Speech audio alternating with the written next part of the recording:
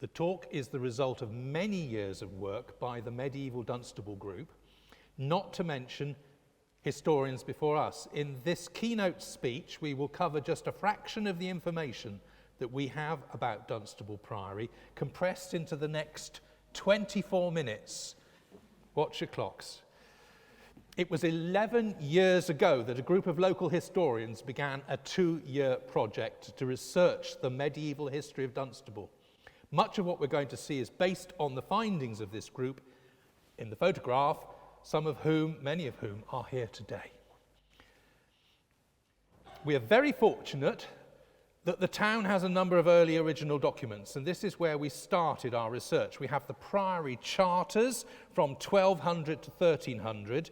This is Jean's own photo on the right there, and they give us the property deals, tell us which were gifted, bought or rented, and these were translated and published many years ago.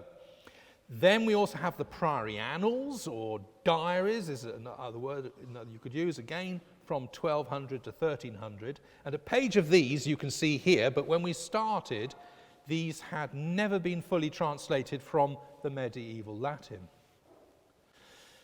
Before Henry VIII dissolved the monasteries, he sent men round the country to value what the church owned. This valuation, the Valor Ecclesiasticus, still exists, and Jean went to see a copy held at Northampton University Library. For the first time, she became aware that Dunstable Priory owned property in Bedfordshire, Buckinghamshire, Hertfordshire, Northamptonshire, Leicestershire. So it goes on. We also have the Dunstable Fraternity Register, which gives us some information from the latter end of our period. Members of the team took on many different tasks. Anti-clockwise, that's myself, went to Gladstone's library to research Augustinian liturgy and history. That's the carol that they allocate to you while you're there. Hugh Garrard went to Bedford Record Office and to London, sorting out the priors, and John Buckledy was strapping on his spurs, researching the melees and tournaments. And whilst we were trawling archives, Tony Woodhouse and members of the Man's Head Archaeological Society were geophysing the Priory site every weekend.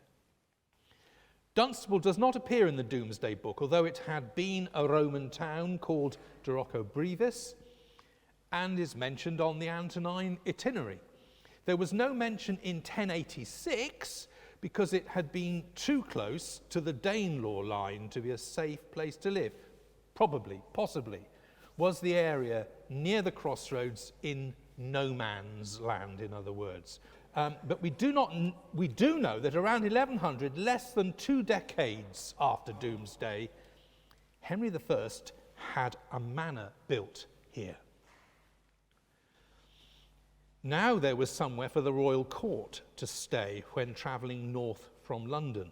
The king invited business people to come to Dunstable with promises of the same freedoms that burgesses enjoyed in London. And records exist showing Henry staying at his Kingsbury Manor, just over here, in 1108 and 1109, when he signed the document for the foundation of Aldgate Augustinian Priory. And then there was a reverse one coming up. In 1110, we have evidence of a school here and the performance of a miracle play of St. Catherine. So I think we can assume that the town at the crossroads is now established. Henry I invited the Augustinians to build a priory opposite his manor, and the first prior, Bernard, signed a document at Aldgate, so that's the reverse, in 1125. In 1131, Henry handed over the organisation and control of his royal town of Dunstable to the canons of St. Peter Dunstable. In 1131, a charter written at Kingsbury, Henry says, "The church I have founded," again confirming that that's an earlier date, One of the king's foundation gifts was Tottenham Quarry, a great gift when you were building a priory, but the canons would have had an uphill struggle to get their building stones from Tottenham to the crossroads here. This is George Shepherd, 1813. Beautiful. The priory covered all you can see and more to the left of the photograph. The crossroads in the centre of Dunstable is just out of view in the top right-hand corner, and the current church is right in the centre. As well as the foundation gifts from the king, other property is given. This is Church Farm at Cadeby, Leicestershire. It was originally owned by Marinus de Pinu, and when he was advised by his overlord that the only way to save his head, having sided against the king, the only way to save it was to enter Dunstable Priory as a canon. And that is what he did in 1131. This, of course, meant that Marinus had to give what he owned to the priory, and what he owned was considerable. A charter states that the canons have 10 virgates, 300 acres at Cadeby. An agreement about ploughing mentions Bosworth in the list of fields. So our canons would have been on the front line at the battle in 1485 when Richard ended up under the car park. That was Jean's joke. Marinus also owned property in Newbottle, Charlton and Preston in Northants, and he made a promise when he became a canon that his brother would build a church at Newbottle with stone from his own quarry and hand it over to Dunstable Priory. And this took place around 1150. The stone here is Northampton sand and Oolite limestone. There are charters telling us of a gift of land in Charlton of 120 acres. Another refers to a manse. There's also a mention of land at Lutterworth. The total value of all things spiritual and temporal in 1535 was £42 from this one gift from Marinus alone. And Dunstable managed to retain these manors for more than 400 years. No. Whilst we are in this area, says Jean, in 1245, the annals tell us that Vivian surrendered his Newbottle farm to the priory. And we have the rare details of how the priory restocked it. So these are the things that they restocked once they were back in charge. It's an interesting snapshot of farm life at the time. The charters state that in 1256, land at Newbottle is rented out, but the priory kept 2 granges and the old hall, telling us there were at least 3 monastic farms here and property. In 1283, they built a new hall at Newbottle. All this a result of Marinus de Pinu's gift. Moving on, this is Prior Morins, our 4th prior, who was a real entrepreneur, attracting much money and many gifts to the priory. You can see he was well educated and well travelled, and the appointment as prior of Dunstable was made by the king. We know that there were at least 3 hospitals supported by Dunstable Priory, and there were quite possibly more than that. The Augustinians were the social services of medieval England. Unable to charge for hospitality or care, they accepted gifts of money and land. At least 3 hospitals were supported by Dunstable Priory. And now, in Prior Morins' time, another large but specific bequest to support the hospice at the crossroads, which we think may refer to what we now know as Priory House. The profits from this gift, we believe, gave the canons the money to rebuild it in stone, but perhaps we will learn more about that today. And those are the words in red for the support of the hospice. Because they placed on public cross, they have very many guests. It seems, therefore, that God's prompting they should have some helpers in satisfying so many.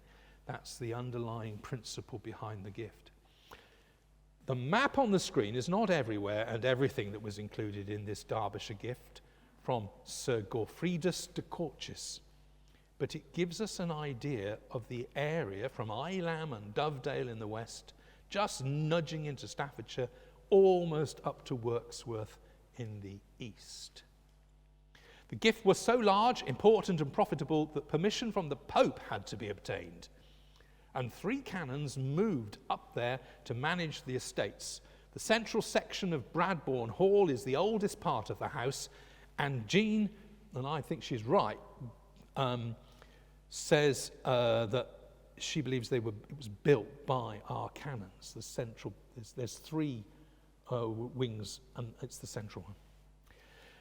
This is the pock-marked landscape of Carsington pasture on the hills looking over Brassington. They're not meteorite holes, they are lead mines. This is what was so profitable for Dunstable. When they were given this chunk of Derbyshire, the gift included the mineral rights. We have no idea how many lead mines the Priory worked or took a profit from, but there are some clues. You can see here a number of ancient mine shafts. There are more than 25,000 mine shafts which once existed, mainly from the later centuries, and some of them still uncharted. The churches that the Priory inherited would have been thatched, and you can see the old shape of the thatched roof line. Can you see it now? Yeah. From here, can you see there's a line in the stone going up like that and then back down again? And that is the old thatched roof line. But once they'd got the lead, well, they were in business. On the right there, you can see in the text from 1290 in the Annals, there's a mention of 10 loads of lead being put on the refectory roof at Dunstable. How did the lead reach Dunstable? Most Derbyshire lead went north to Hull and then by sea to London or abroad, but it was possible to almost reach Dunstable by river in medieval times. Hard to imagine that now, but the lead was loaded near Wirksworth and following the Derwent reached the Trent, the Ouse, and then at Newport Pagnell, the Ousel. The rivers were navigable right the way up to Eaton Bray, which is just 2 miles from here. When the canons moved lead from Bradbourne to Dunstable by road, which they also did, their first major obstacle was making the perilous crossing of the River Trent. There was only one bridge at Swarkston in those days called Cordy's Bridge. We know this was their route, as in the Annals they mention the man who spent all of his life and fortune repairing the causeway. The medieval causeway is still there today. Jean says this was a wonderful find when she worked this one out, because she was convinced that our canons would have also used the roads, especially in the summer. In dry weather, they could have crossed the Trent at Repton Ford. The Repton canons would have been responsible for maintaining this crossing as well as Swarkston Bridge. Repton Priory is now a school, and the river has a slightly different course. As they journeyed south, we have already seen that Dunstable owned a manor at Cadeby in Leicestershire, and so a few nights here and a change of horses would have been easy to organise. A welcome stop, says Jean, as Cadeby Church Farm had a vineyard. When she finished writing the route, she realised they had an arrangement that they owned a property approximately every 12 miles between here and Derbyshire. So an estimate for a journey down with lead would be a week to 10 days. This is now the canon's route shown on one of the panels in the Augustinian exhibition, now in Priory House. Go up the stairs, well worth it. Let's look at another property they own. The villages highlighted are on the A5 Watling Street and approximately 12 miles apart. So it's a different route to the Derbyshire one, but nevertheless important.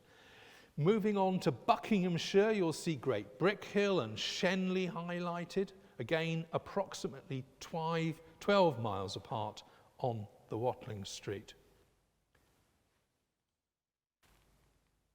Off the route now, this is some ridge and furrow farming near Cropredy in Oxfordshire, something else we owned. And finally to Bedfordshire, where you would expect that the Priory owned property. You will see that they had what was called a cell of cannons at Flitwick, a smaller version of the Priory but with its own staff. And there's a hint in the annals that they also had brothers at Newbottle in Northamptonshire. Some of these places were part of Henry I's original endowment. Some villages are where they just had land, but others, they owned the rectories and also the manors. That's an amazing list. Now let's look at Dunstable Priory on the Gough map, the earliest map which we can find where Dunstable is marked with a drawing of a priory. There's a ring round it there in red. The quality is not brilliant, but Jean says, trust me, it does show a priory. We recently had some new gates made at what is now the archway, but originally was a gatehouse. The carpenter said, the measurements are identical to another pair of priory gates I've made at Pentney Abbey. So this gives us a great idea of what we had. The annals mention a head porter, and from other priories we know that it was common to have the school in the gatehouse. So identical size, perfect identical copy of gates. And this is inside the Pentney again. Still the run of buildings, it's worth going, lovely. From the GeoPhys in 2011, we reconstructed the floor plan, and when we read the annals, we understood why our priory did not have the same footprint as most other Augustinian houses, because King John gave the prior his houses and gardens of Kingsbury in 1204. I might suggest that he did this because they were 100 years old, built of wood and falling down, she says. However, that meant that the royal court, with their peripatetic lifestyle, now had nowhere to stay in Dunstable. And this is the point. The prior then has to build new apartments for the royals to stay inside the priory. And these were begun in 1277. This would have given the king access to the second cloister, a smaller, more private area. This is the cloister at Inchmahome Augustinian Priory. And this is the cloister garth and slipe doorway at Repton. The annals tell us that we had a physic garden here, and these were usually in the sheltered walls of the cloister garth. Works very well, doesn't it? This is the undercroft at Repton. And this, the warming room at Lanercost Priory, the only room to have a fireplace in the priory. A fire was allowed from the 1st of November until Good Friday. This is Brinkburn Abbey. Again, Brinkburn under their great tower.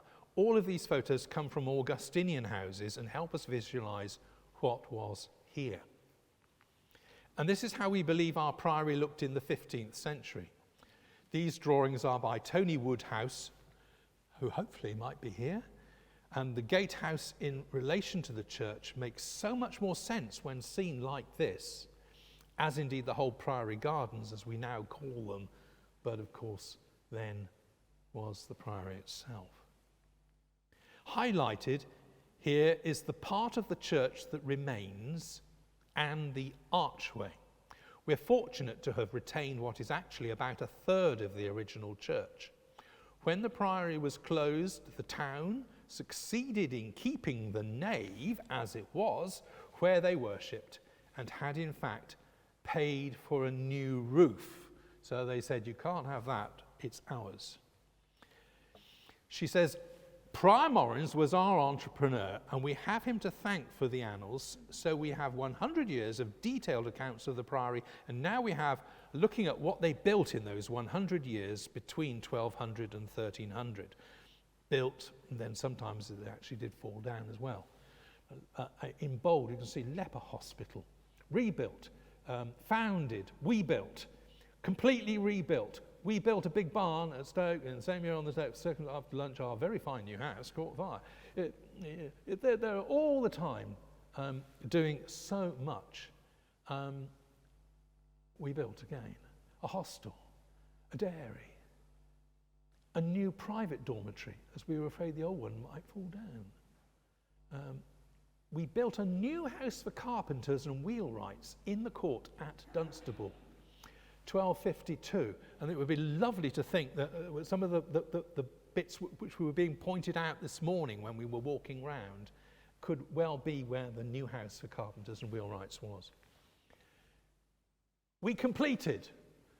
We built anew a big barn, a cattle shed, large pigeon house, all these things. We large room for the king. We began a large room for the king. That was what we were talking about earlier when Henry said, I don't want to be out here anymore, I want to come inside.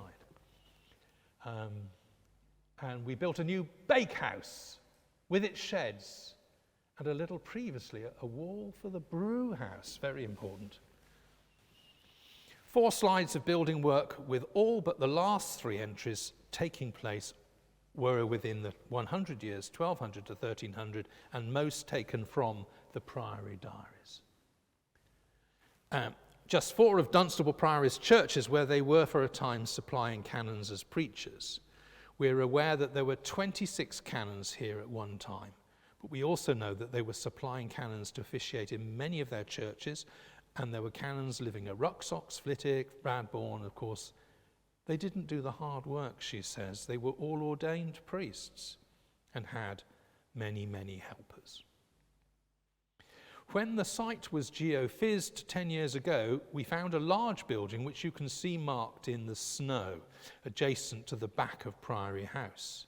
We were at first not sure if it was a tithe barn or a stable, but having had the soil tested, we now know it was an early tithe barn. Brilliant way of marking things out, if only it snowed all the time. Having looked at the building activities of the Priory, she says, I'm going to take the opportunity to show the experts a stone that she came across in Derbyshire. A strong legend in the village says it came from Dunstable, and they call it the Keystone because the detail is of St. Peter's keys. You can see it more clearly here.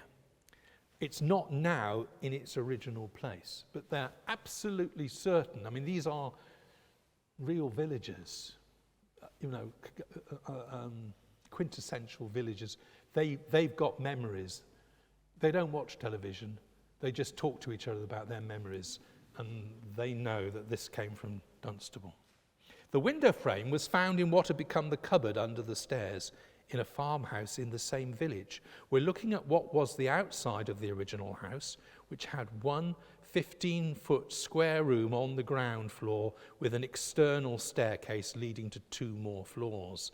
There is a second farm in the village which also originally had 1 room on the ground floor, 2 floors above, exactly the same dimensions. I think what we're talking about here, they're sort of like, they're fortified farms, really. And the stairs on both these houses have at some time been built around and are now in the centre of the properties. And just a quick comparison of cellars in Derbyshire and Dunstable. There are others similar to this in Middle Row. I don't know how else you would have a cellar, really, but that is... But that's the way that Jean says the Augustinians did it. And just a quick comparison of, we've seen that. And so we come to the end of 400 years after Henry VIII chose the Lady Chapel at Dunstable for his bishops to decide on his great and weighty matter, which was the annulment from Catherine of Aragon. He thought he would make it a cathedral. But money was the problem, and it didn't happen. Dunstable was one of the last priories to be closed in 1540. Here's another of Tony's great drawings to show you what we think the town looked like in about 1530, so 10 years before it all finished, sadly.